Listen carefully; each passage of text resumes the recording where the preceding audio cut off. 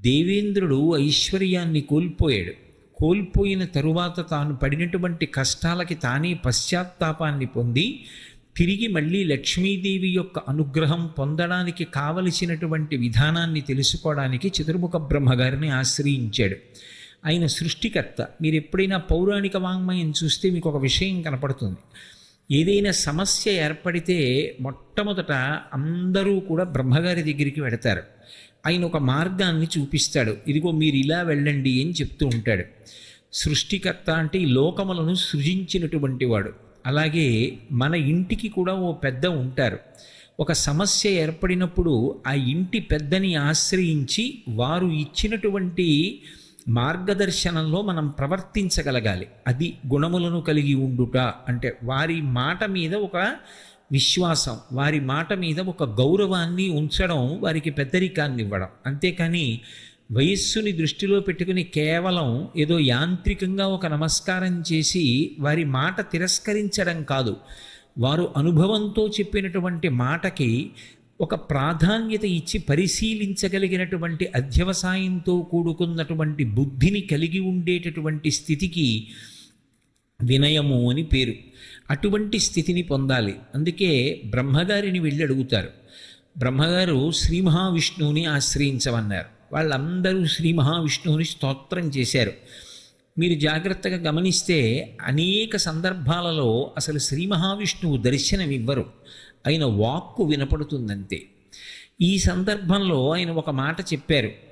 పోగొట్టుకున్నటువంటి లక్ష్మిని తిరిగి పొందాలి అంటే క్షీరసాగర మథనం చెయ్యాలి. ఆ క్షీరసాగర మథనం చెయ్యాలి అంటే దానికి కొన్ని సంభారములు కావాలి. ఆ పాల సముద్రంలోకి పట్టుకెళ్ళి అనేకమైనటువంటి లతలు, ఓషధులు మొదలైనటువంటి వాటిని నింపాలి. తర్వాత మందర పర్వతాన్ని కవ్వంగా చేసుకోవాలి. వాసుకుని తీసుకొచ్చి తాడుగా చుట్టాలి.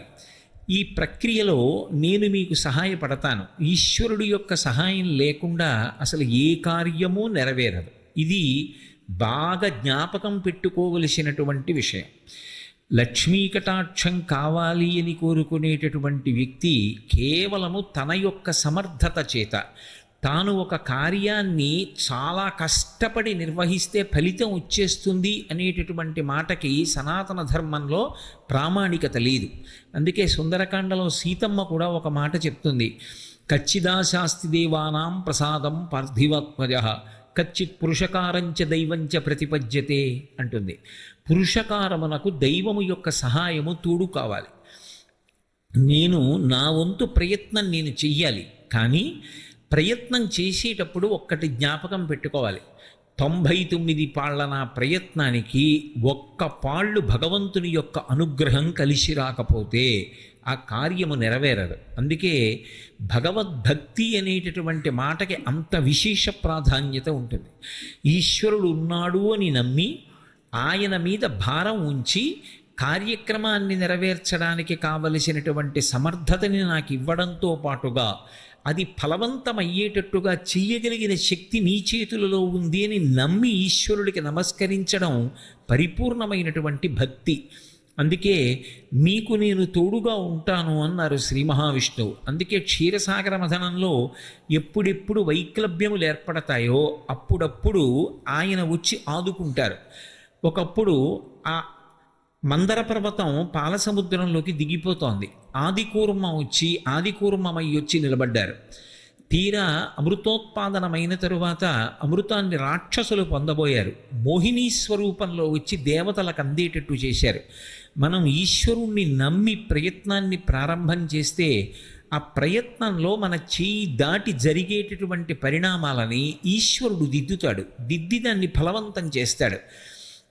అందుకే వారు ఆ స్వామి చెప్పినటువంటి మాట యందు పరిపూర్ణమైన విశ్వాసంతో క్షీరసాగర మథనాన్ని ప్రారంభం చేశారు. ఆ పాలవెల్లి లోపల అప్పటికప్పటికి మందరాగము తిరుగన్ చెప్పెడిదేమున్నది అజుని చెవులు చిందరగునియన్ అన్నారు. ఆ మందర పర్వతాన్ని పాలసముద్రంలోకి దించి వాసుకుని చుట్టి ఆ క్షీరసాగర మథనం చేస్తుంటే వచ్చినటువంటి చప్పుట్ట ఎంత భయంకరంగా ఉందంటే ఆఖరికి సమాధి స్థితిలో ఉండి సృష్టి చేసేటటువంటి చతుర్ముఖ బ్రహ్మగారి చెవులు కూడా గింగురుమన్నాయిట. ఆ పాలవెల్లి లోపల అప్పటికప్పటికి మందరాగము తిరిగెన్ చప్పుడు నిండెన జాండము చెప్పిడిదే మజుని చెవులు చిందరగొనియన్.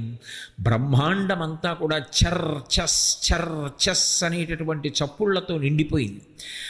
మొట్టమొదట హాలాహలం వచ్చింది. ఆ హాలాహలాన్ని పరమేశ్వరుడు పుచ్చుకున్నాడు.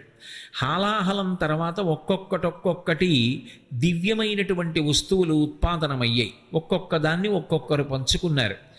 అలా ఆ క్షీరసాగర మథనం జరుగుతుండగా అకస్మాత్తుగా అందులోంచి లక్ష్మీదేవి ఆవిర్భవించింది.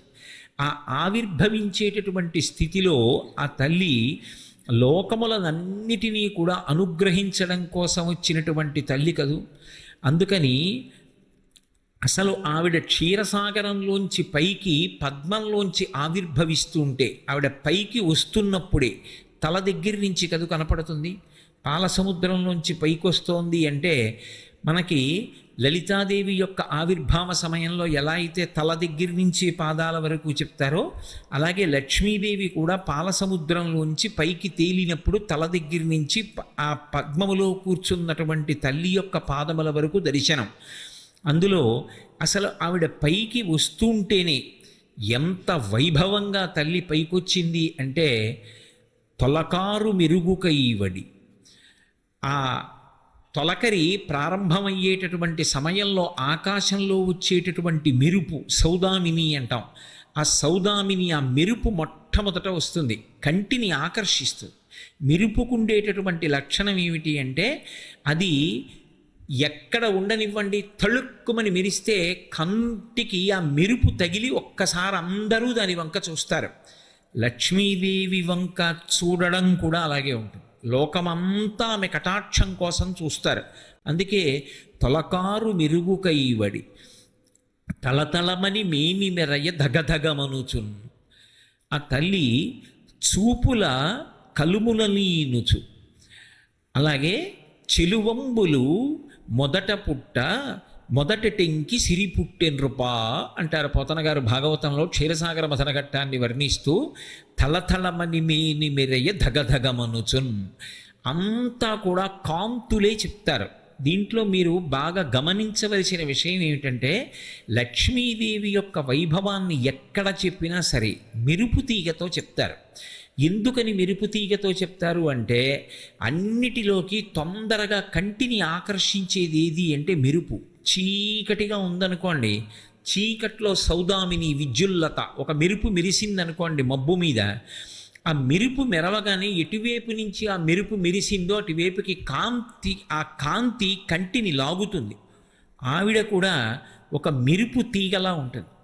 ఆ మెరుపు తీగ ఒక్కసారి అలా తటిల్లత వెలిగిందనుకోండి లోకమంతా కూడా వెలుగులో కనపడుతుంది.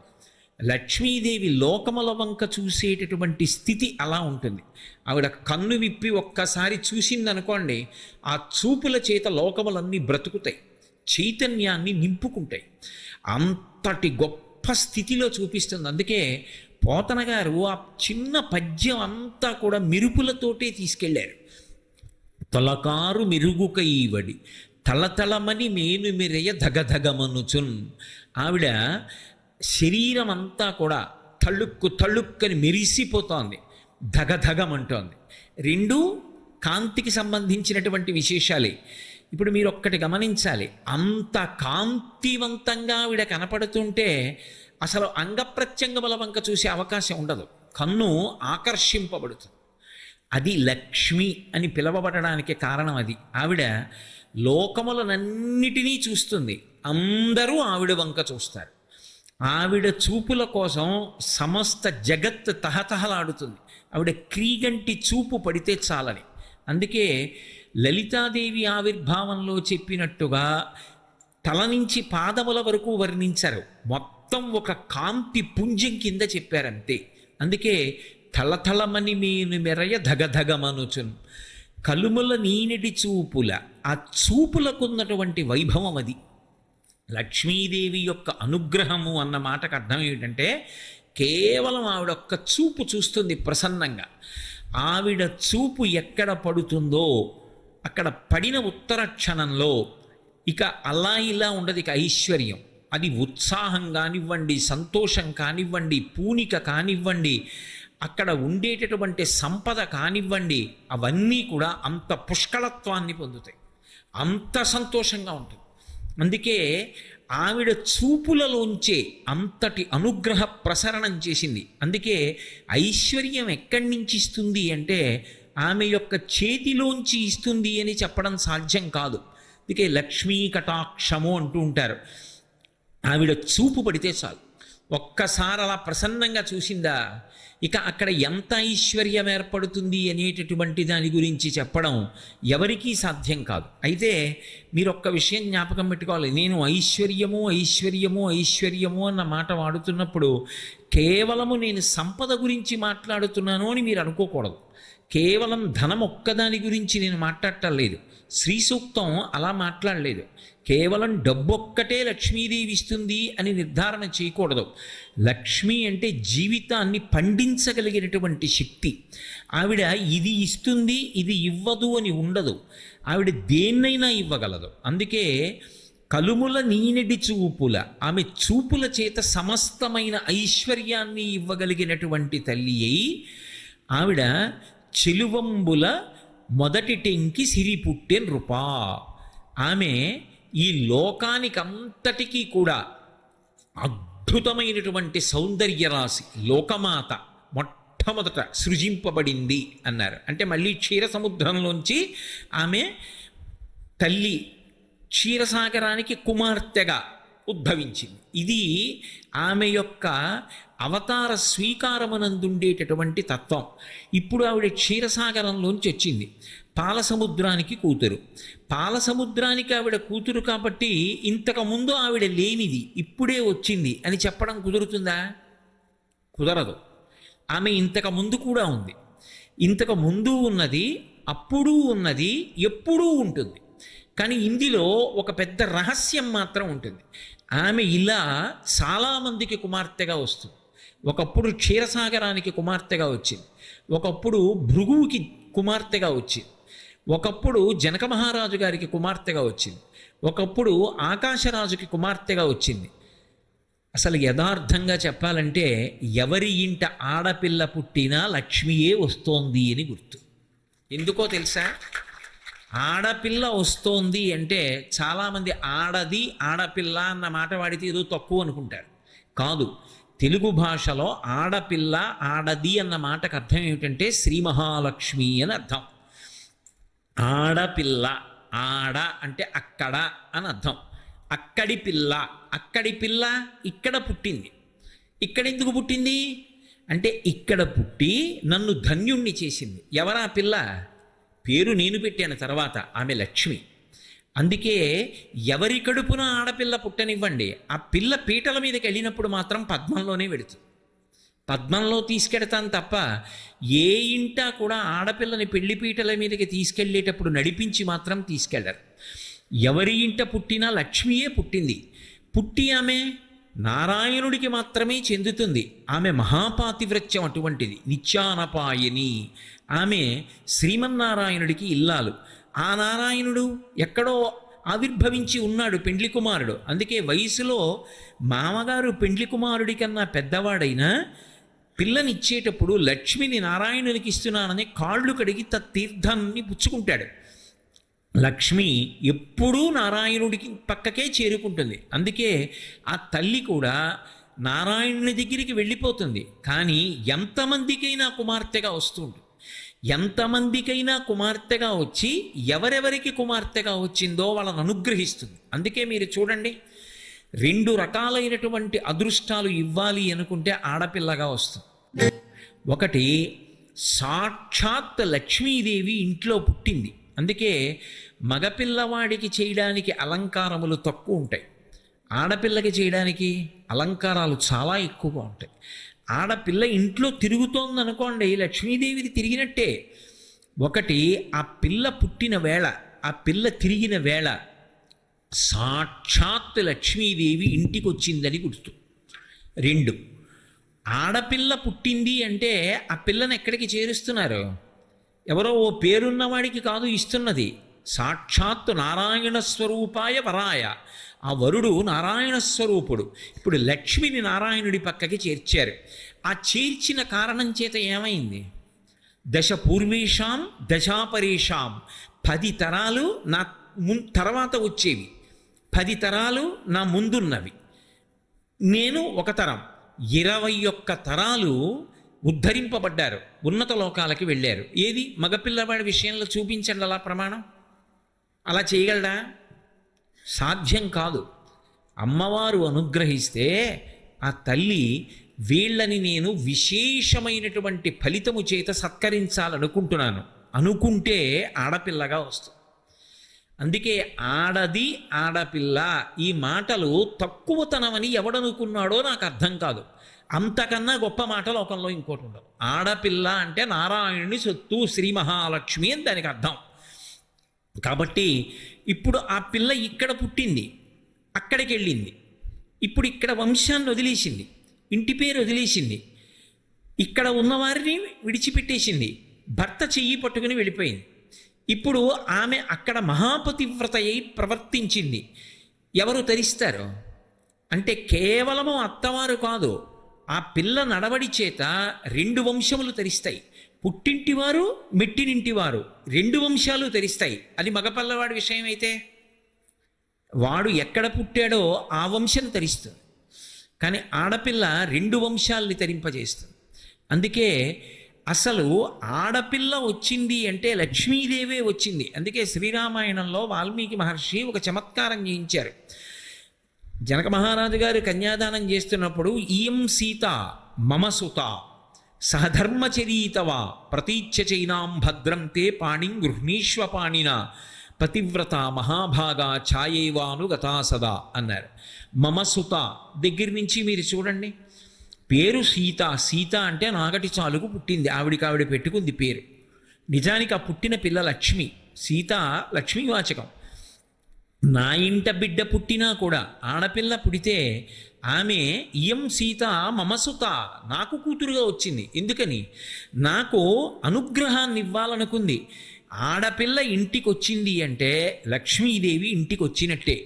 అందుకే మీరు వేదంలో ఉన్నటువంటి మంత్రాల తాత్పర్యాన్ని గమనిస్తే ఒక పిల్లవాడికి పెళ్ళయింది అంటే అతని ఐశ్వర్యమంతా ఎవరిది అంటే అతనిది కాదు, ఇల్లాలు అంటారు. ఆ ఇంటి యొక్క గృహిణికి చెందుతుంది. అందుకే ఒకప్పుడు దేవేంద్రుడు లక్ష్మీదేవిని దర్శనం చేసి స్తోత్రం చేశాడు.